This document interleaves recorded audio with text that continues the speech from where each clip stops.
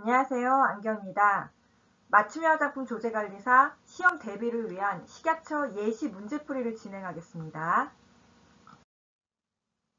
자, 문제 1번은요. 화장품 표시 광고 시 준수해야 할 사항으로 옳지 않은 것은? 이라고 물었고요.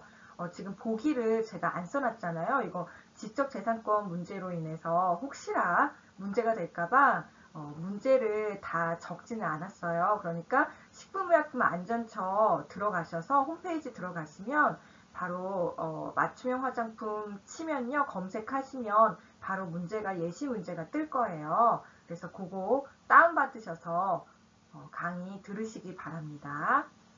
자, 화장품 표시 광고 시 준수해야 될 사항이 문제 1번으로 예시가 나왔고요. 이거에 대해서는 굉장히 구체적으로 이해를 해야 한다는 걸 강조를 드리고 싶어요. 일단 문제들이 1회차, 2회차 특별시험을 진행을 하면서 점점 굉장히 구체적으로 이해할 수 있고 그런 것들을 요구를 하기 때문에 완벽하게 이해하고 그걸 다시 또 응용해서 문제풀이에 적용할 수 있게끔 그런 실력을 실력을 키우셔야 시험에 합격할 수 있다라는 것을 좀 말씀드리고 싶습니다. 자, 그러면 화장품 표시 광고에 대해서 먼저 알아볼게요. 일단 화장품 표시 광고에 대해서 금지가 되는 표현들이 있습니다. 일단 소비자가 이 화장품 표시 광고를 봤을 때 잘못 인식할 수 있는 우려가 있는 표현들은 다 금지가 된다라고 보시면 되고요. 그 첫 번째로 의약품으로 오인할 수 있는 우려가 있는 그러한 표현이 금지가 됩니다. 예를 들어서 심신 피로 회복, 근육 이완, 통증 경감이라든가 내지는 혈액순환 증진 이런 것들에 대해서는 의약품 효과이기 때문에 화장품이 아닌 의약품으로 잘못 인식할 수 있는 그러한 우려가 있는 표현으로서 금지가 되는 그런 예시 표현이라고 들 수 있습니다. 두 번째, 기능성 화장품, 천연 화장품, 유기농 화장품 같은 경우에는 기능성 화장품법 같은 경우에는 우리나라에서 굉장히 특별한 법안으로 제정이 돼서 시행이 되고 있는 거죠. 그리고 천연 화장품, 유기농 화장품 법도 굉장히 이슈가 되고 계속해서 강화되고 있는 실정입니다. 그런데 이제 기능성 화장품, 천연 화장품, 유기농 화장품이 아닌데도 불구하고 그런 것처럼 잘못 인식할 수 있는, 오인할 수 있는 우려가 있는 그러한 화장품 표현은 금지가 된다라고 보시면 됩니다. 자, 세 번째로는요. 의사, 약사, 의료기관 등이 지정했다, 공인했다 등등등 이러한 내용 암시를 금지를 합니다. 즉 예를 들어서 뭐뭐뭐 아토피 협회가 인증하는, 공인하는 화장품이다. 이러면 안 되는 거예요. 오인할 수 있겠죠. 이게 의약품으로 오인할 수 있고 그러한 소비자가 잘못 인식할 수 있는 우려가 있는 표현이기 때문에 금지가 됩니다. 또는 누구누구 의사가 개발한 화장품 이것도 마찬가지로 안 됩니다. 하지만 모든 것들이 인증한다, 공인한다 이런 거가 안 되는 건 아니고요. 무슨 얘기냐? 식약처장이 정해주는 기관이 있습니다. 화장품에 대한 인증 보증 기관으로서 인증이 되는 그러한 기관들이 있는데요. 그러한 그 기관들은 가능하다. 즉 이러한 누가 어느 인증기관에서 지정한 화장품이다. 공인한 화장품이다. 가능하다라는 말씀입니다. 또한 실증 자료를 요청을 할 때 인체 적용 시험 또는 인체 외 시험 이런 것들이 필요한데요. 그러한 인체 적용 시험 결과가 공인된 경우, 예를 들어서 학회 같은 데에서 발표한 경우 그런 경우는 공인되었다라고 얘기를 할 수가 있고요. 그런 경우 내에서는 가능합니다. 그런데 이때에도 굉장히 조심해야 돼요. 그 범위 내에서 발표되었다고 한다면 그 범위 내에서만 문헌으로서 인용이 가능하고요. 하지만 그때도 본래 뜻을 정확하게 전달해야 되고 연구자가 누군지, 문헌명이 뭔지, 발표가 언제 되었는지 이런 것들을 명확하게 밝혀주어야 한다는 것까지도 정확하게 이해하셔야 됩니다. 자, 네 번째는요. 외국 제품을 국내 제품으로, 국내 제품을 외국 제품으로. 이건 역시 잘못 인식할 수 있는 우려가 있는 표현이기 때문에 금지가 됩니다. 자, 다섯 번째, 기술 제휴 표현이 금지가 되는 게 아니에요. 정확하게 이해하셔야 될게요.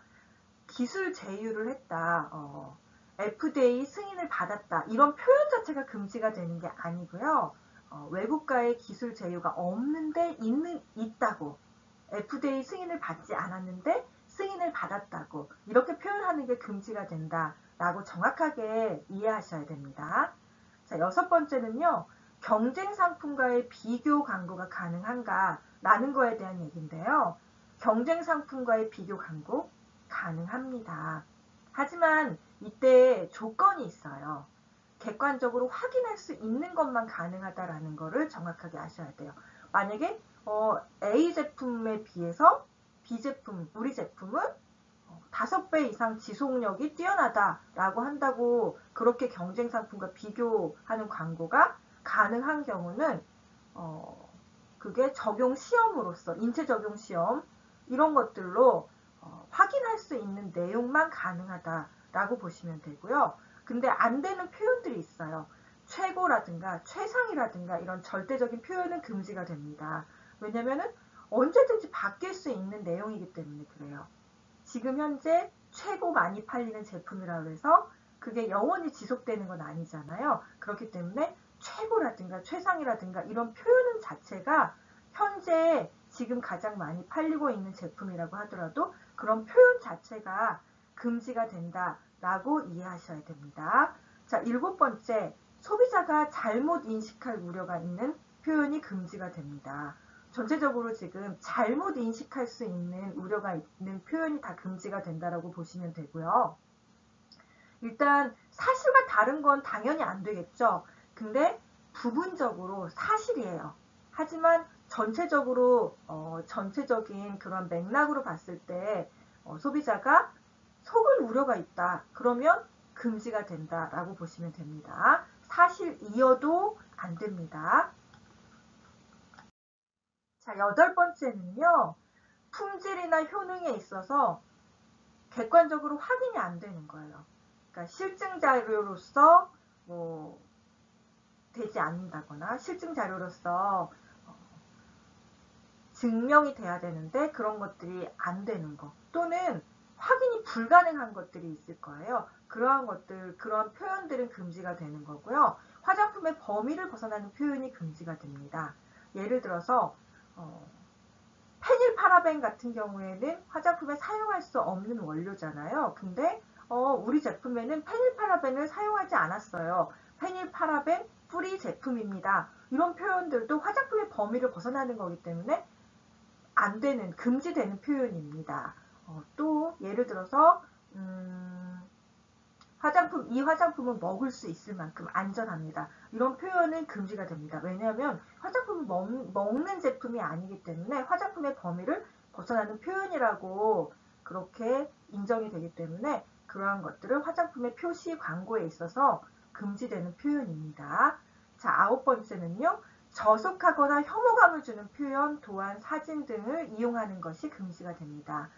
이거는 성생활을 암시하는 그러한 사진이라든가 도안 이런 것들이 금지가 되는 거라고 보시면 되고요. 여성 크림, 질 수축 작용 이런 것들 표현이 안 된다라고 보시면 됩니다. 자, 10번은 어렵지 않은 내용이고요. 11번은요. 다른 제품의 비방 또는 비방 의심, 비방으로 하는 걸로 의심되는 그러한 표현은 금지가 됩니다. 아까 말씀드렸던 경쟁 상품과의 비교 광고는 가능해요.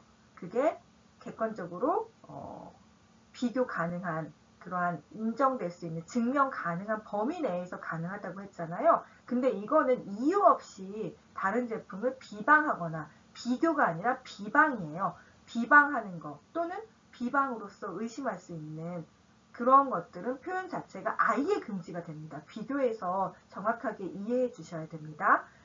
이것은 사실이어도 금지가 된다라고 보시면 돼요. 아까 말씀드렸던 비교 광고는 사실인 경우에 한해서 가능했지만 비방하는 경우는 사실이어도 금지가 된다라고 이해하셔야 됩니다. 자, 문제 2번이요. 고객의 개인정보를 제3자에게 제공할 때 고객에게 알리고 동의를 구해야 할 사항으로 옳은 것은 하고 물었는데요. 개인정보보호법에 대한 문제가 2문제 이상 나오고 있습니다. 화장품법이 10문항에서 개인정보보호법이 2문항 이상 출제가 되고 있습니다. 그래서 개인정보보호법 자체가 굉장히 중요해지고 있는 그러한 시점에서 문제도 역시 그렇게 출제가 되고 있고요.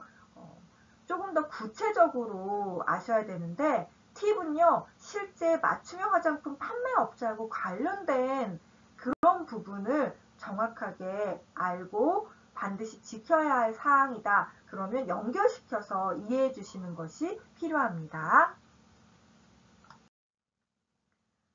자, 개인정보를 제공할 수 있는 경우를 먼저 이해를 하셔야 되는데요.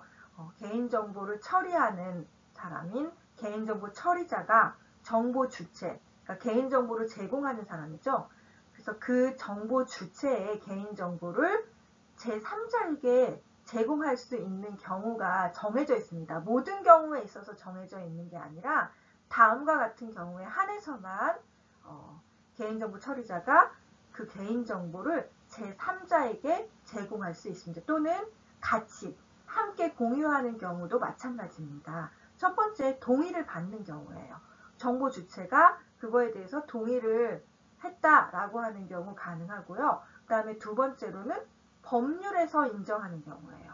그래서 법률에 규정이 있거나 또는 법령상의 의무를 준수하기 위해서 어쩔 수 없이 해야 되는 경우는 당연히 가능합니다. 그 다음에 공공기관의 경우, 그 다음에 이제 정보 주체가 의사 표시를 할 수 없는 상태예요.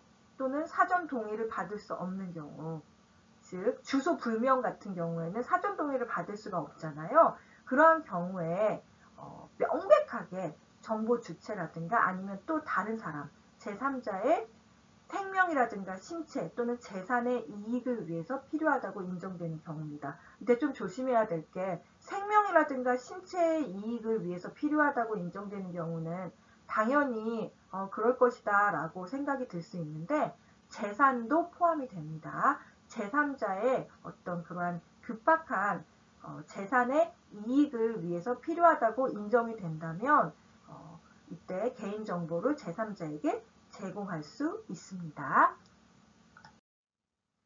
그런데 맞춤형 화장품 판매업자의 경우에는 사실상 거의 대부분 동의를 받는 경우가 많을 거예요. 앞에서 살펴보셨던 것처럼 제3자에게 제공하는 경우가 동의를 받는 경우하고 그다음에 이제 법률하고 관련된 경우 불가피한 경우였잖아요. 그렇기 때문에 맞춤형 화장품 판매업자의 경우에는 거의 대부분 동의를 받는 경우가 많을 거예요. 그리고 이거에 대해서 예시 문제로서 지금 출제가 됐는데요.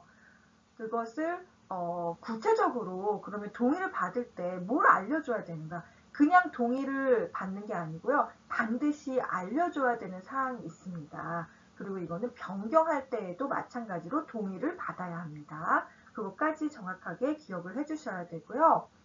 개인정보를 제공을 누가 받는지, 제3자가 누군지를 일단 알려주셔야 돼요. 내 개인정보를 누군가에게 알려준다 라고 했을 때 상상을 한번 해보시면 좋을 것 같아요.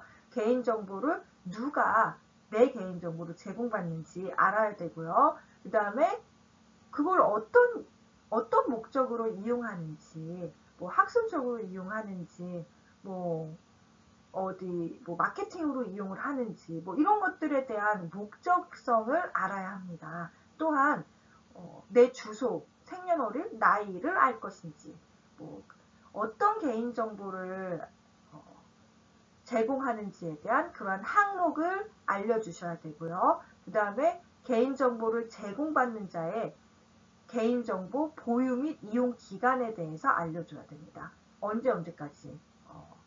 3년 동안 또는 뭐 1년 동안 이러한 기간들을 정확하게 정보 주체에게 알려주셔야 됩니다. 자, 또한 중요합니다. 동의를 거부할 수 있는 권리가 있다라는 사실을 알려주셔야 돼요. 즉, 꼭 이거를 해야 되는가, 꼭 동의를 해야 되는가, 아니라는 거. 동의를 거부할 수 있는 권리가 있다라는 사실을 알려주셔야 되고요. 만약에 동의를 하지 않았을 경우에 불이익이 있다, 뭐 사은품을 받을 수 없다라든가 이런 것들이 있으면 그러한 불이익의 내용들을 정확하게 고지해야 된다라는 것들까지도 알려주셔야 됩니다. 자, 문제에서 보시면 개인정보 동의 일자나 보관 방법에 대해서 틀린 내용으로 보기에 지금 제시가 되고 있는데요. 개인정보를 동의했던 날짜라든가 이러한 개인정보를 제공받은 자가 보관을 어떻게 해야 된다라든가 그런 보관 방법에 대해서는 고지사항이 아니다 라는 것들 이렇게 해서 같이 비교해서 이해해 주시기 바랍니다. 자, 문제 3번은요. 화장품 포장의 표시 기준 방법으로 옳은 것은 하고 굉장히 구체적으로 물었고요. 이거에 대해서는 정확하게 이해를 해주셔야 되는 게 화장품법은 체계가 있잖아요. 화장품법, 화장품법 시행령, 화장품법 시행규칙 이렇게 해서 체계적으로 분류가 되고 있는데요. 이러한 것들까지 정확하게 아주 법률에 관해서는 세심하게 구체적으로 정리를 해주셔야 돼요. 특히 시행규칙에는 별표가 많아요. 그래서 그러한 별표까지 다 포함해서 그런 부분들까지 정확하게 이해를 해주셔야 됩니다. 자, 그러면 화장품의 포장에 있어서 표시를 어떻게 해야 되는가 그거에 대한 구체적인 사항들을 좀 살펴볼 건데요. 화장품 포장에는 반드시 기재해야 될 사항이 있습니다. 나중에 화장품은 새로 구입하신 화장품을 버리지 마시고요. 포장을 다 보관을 해보시고 한번 살펴보시면 좋으실 것 같아요. 이게 이제 1차 포장, 2차 포장이 있잖아요. 그 2차 포장까지 포함했을 때 1차 포장 또는 2차 포장을 다 포함하는 개념입니다. 여기에서 화장품의 포장에 반드시 기재해야 될 사항이다 라고 하면 1차 포장 또는 2차 포장에 반드시 기재해야 될 사항이라고 보시면 됩니다. 첫 번째, 화장품의 명칭이 있어야 됩니다. 자, 그 화장품이 어떤 명칭인지. 없는 화장품은 없죠. 그래서 화장품의 명칭, 그 다음에 영업자의 상호 및 주소가 반드시 표시 기재해야 합니다. 영업자라고 하는 것은 화장품법에서 화장품 제조업자, 화장품 책임 판매업자, 맞춤형 화장품 판매업자를 의미하잖아요. 이러한 영업자의 상호를 반드시 기재해야 되고요. 주소 기재해야 합니다. 자, 세 번째, 해당 화장품 제조에 사용된 모든 성분, 그러니까 전성분이에요.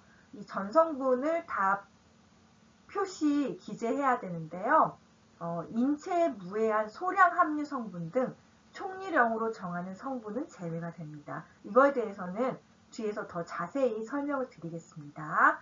자, 네 번째, 내용물의 용량 또는 중량을 표시 기재해야 합니다. 다섯 번째, 제조 번호, 굉장히 중요한 번호였죠. 제조 번호를 반드시 기재해야 합니다. 자, 여섯 번째는요. 사용 기한 또는 개봉 후 사용 기간을 기재해야 합니다. 화장품의 안전성하고 관련된 부분이기 때문에 안전성, 안정성 다 관련이 있는 부분이죠. 화장품의 사용 기한 또는 개봉 후 사용 기간을 기재를 해야 합니다. 개봉 후 사용 기간 같은 경우에는 반드시 제조 연 월일을 병행 표기해야 된다라는 것까지도 정확하게 알고 계셔야 되고요. 자, 그 다음에 가격을 표시를 해야 합니다. 자, 여덟 번째, 기능성 화장품일 경우에 한해서 기능성 화장품이라는 글자 또는 식약처장이 정해놓은 도안이 있죠. 그러한 로고를 반드시 기재해야 합니다. 또 사용할 때의 주의사항을 기재해야 합니다. 사용할 때의 주의사항은 공통사항, 개별사항, 성분별 그러한 반드시 표시해야 되는 그러한 주의사항들이 있는데요. 그거에 관련해서 정확하게 아셔야 되지만 일단 사용할 때 주의사항이 화장품 포장에 반드시 표시 기재돼야 한다라는 것을 정리를 해주셔야 되고 그 밖에 총리령으로 정하는 사항을 반드시 표시 기재해야 합니다. 그러면 그거에 대해서 구체적으로 좀 더 살펴보면요. 자, 다음 화장품의 1차 포장 또는 2차 포장에는 자, 화장품의 명칭, 빨간색으로 되어 있는 이러한 화장품 책임 판매업자 또는 맞춤형 화장품 판매업자의 상호, 가격, 제조 번호와 사용 기간 또는 개봉 후 사용 기간만을 기재 표시할 수 있다라고 했는데요. 이거 무슨 얘기냐면요. 일단 내용량이 10ml 이하, 10g 이하예요. 그러면 상당히 소용량인 화장품이란 말이에요. 그러면 화장품의 포장이 적을 때가 많을까요? 굉장히 적을 수밖에 없죠. 적는 공간 자체가 적기 때문에 앞에서 살펴본 여러 가지 것들을 다 넣기에는 모자라요. 지면이 모자라기 때문에 그때는 최소한의 것들만 포장에 표시할 수 있게끔 해놓았습니다.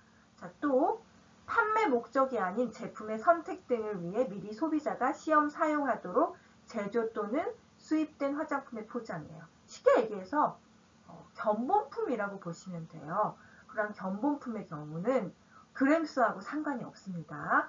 여기 보시면 이 두 가지 화장품에 대해서 다시 한번 정리를 해보시면 내용량이 10ml 이하, 10g 이하인 소용량 화장품 그리고 또는 견본품의 경우에는 앞에서 말씀드린 그러한 반드시 포장에 표시해야 되는 그러한 내용 말고 그러한 내용을 다 할 필요는 없고요.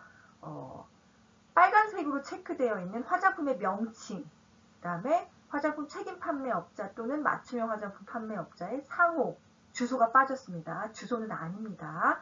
필수 기재사항이 아니에요. 그러니까 상호는 반드시 포장에 표시 기재해야 하지만 주소는 아니라는 것까지도 비교해서 기억을 해주셔야 되고요. 가격 표시해야 합니다. 그런데 견본품의 경우에는 비매품 이런 게 되겠죠. 가격이 의미가 없으니까 비매품 이렇게 표시하는 걸로 대신하면 되고요. 가격 대신. 그다음에 제조 번호 반드시 해야 합니다.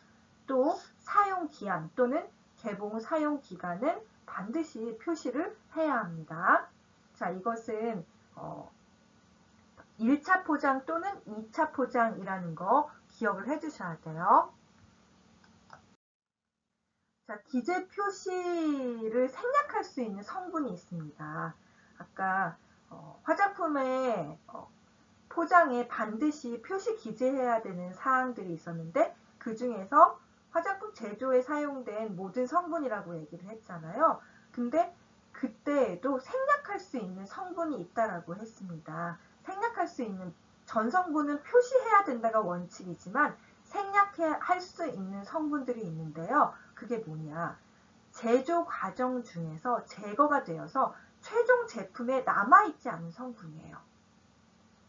제조하는 중에 원료에는 포함이 되어 있었지만 제조하는 과정에 있어서 최종 제품에는 남아있지 않은 성분은 생략할 수가 있습니다. 자, 그 다음에 안정화제 보존제 등 원료 자체에 들어있는 부수 성분으로서 그 효과가 나타나게 하는 양보다 적은 양이 들어있는 성분. 무슨 말이에요, 이게? 병풀 추출물 같은 경우에는 소듐 벤조에이트가 포함이 되어 있습니다. 소듐 벤조에이트는 화장품의 사용상에 제한이 있는 원료예요. 그러면 보존제이기 때문에 어떻게 해야 되냐? 이걸 반드시 써야 하냐? 그렇지가 않다라는 거예요. 병풀 추출물 내에 들어있는 그러한 보존제 성분은 굉장히 효과가 나타나는 그런 보존제로서의 효과가 나타나는 양이 아니기 때문에 그것은 생략이 가능하다라고 이해해 주시면 됩니다. 자, 그 다음에 내용량이 10ml 초과 50ml 이하인 화장품이에요. 좀 전에 살펴보셨던 거는 내용량이 소용량인 거는 얼마였었죠? 10ml 이하, 10g 이하인 화장품이었어요. 그럴 경우에 있어서 전성분에 대한 거는 필수 기재 사항이 아니었어요. 그런데 이제 그것보다는 많아요. 하지만 용량이 상당히 많지는 않아요. 그 기준이 뭐냐면 10ml 초과 50ml 이하인 화장품이에요. 그러한 화장품에서 기재 표시를 생략할 수 있는 성분이 있는데요. 생략은 할 수 있는데 빨간색으로 체크되어 있는 부분은 반드시 써야 한다는 거예요. 다른 성분은 안 써도 되는데 타르색소, 금박, 샴푸, 린스에 들어있는 인산염의 종류, 과일산, 기능성 화장품의 효능 효과 원료, 사용상에 한도가 있는 고시되어 있는 그러한 원료, 보존제라든가 자외선 차단제 등의 어떠한 그러한 사용 한도가 고시되어 있는 원료, 이런 경우에는 반드시 써야 한다라는 것까지도 정리를 해주셔야 돼요. 상당히 이 부분이 정리하시기 좀 힘드실 수가 있는데요. 이 용량에 대해서는 정확하게 이해하셔야 됩니다. 그러면 이러한 화장품의 포장에 있어서 표시를 하는 방법도 아셔야 되고요. 이거는 시행규칙에서 별표에 나와 있는 부분입니다.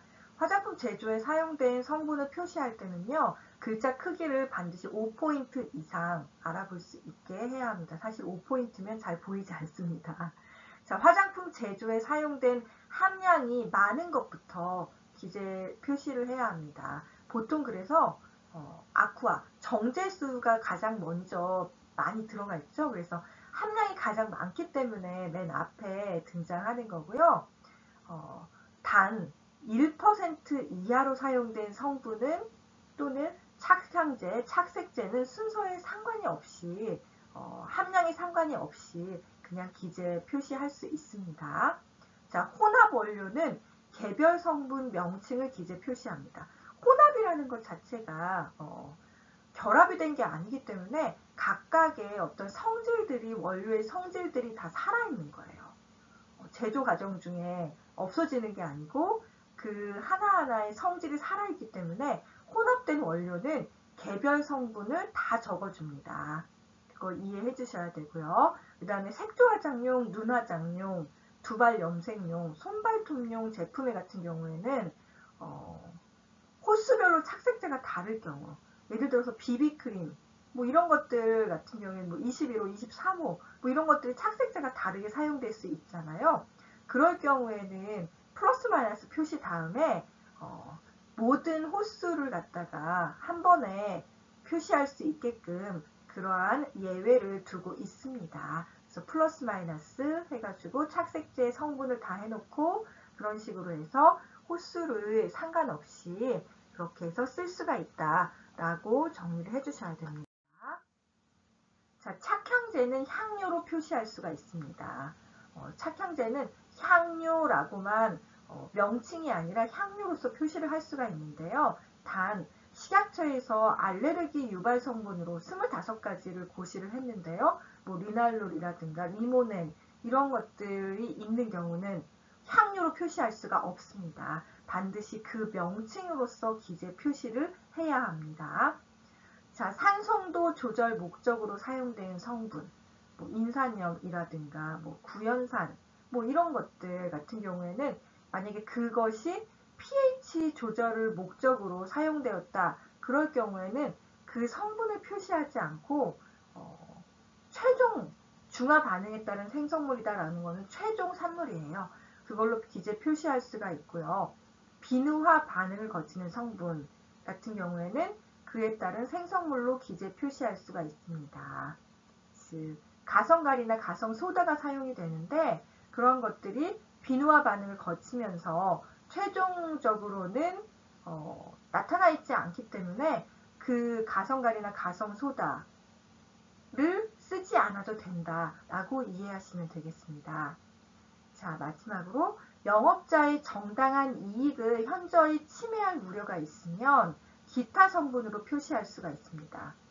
그러니까 영업자의 정당한 이익을 현저히 침해할 우려가 있는 경우에 기타 성분이라고 표시를 할 수가 있는데 이거는 무조건 되는 건 아니고요. 근거 자료를 식약처에 일단 식약처장에게 제출을 해야 합니다. 그리고 식약처장으로부터 인정을 받아야 해요. 그런 경우에 한해서 기타 성분으로 표시할 수가 있다. 이렇게까지 정리를 해주시면 됩니다. 자, 모든 화장품에 있어서 1차 포장에 필수적으로 반드시 표시해야 되는 사항이 있습니다. 좀 헷갈리는 부분이 있는데요. 모든 화장품이라고 하면 용량에 상관이 없이 라는 거. 그 다음에 1차 포장이에요.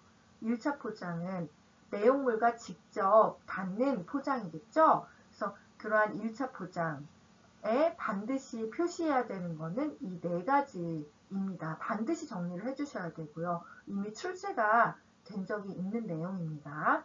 화장품의 명칭, 그 다음에 영업자의 상호, 제조 번호, 사용기한 또는 개봉 후 사용기간은 반드시 표시해야 된다라고 정리를 해주셔야 되고 모든 화장품에 필수적으로 하는 것들 지금 했던 이 네 가지 정리해 주시고 10ml 이하 그 다음에 견본품의 경우에 반드시 필수적으로 표시해야 되는 사항들이 있었죠. 그거 정리 따로 해주셔야 되고요. 그거는 1차 포장 또는 2차 포장이었어요. 그래서 그것들 정리해 주셔야 되고 그 다음에 전성분에 관해서 전성분은 생략이 모든 것들을 다 쓰는 게 원칙이고 생략할 수 있는 경우는 10ml 이하, 10g 이하의 화장품의 경우에 있어서는 전성분이 생략이 돼요. 근데 10g 초과 50ml, 50ml 또는 50g 이하인 화장품의 경우에는 전성분은 생략이 가능하되 반드시 써야 되는, 반드시 생략할 수 없는 그러한 성분이 있었죠. 타르색소 같은 거. 그거 따로 다 정확하게 용량에 관해서 정리를 정확하게 해주시기 바랍니다.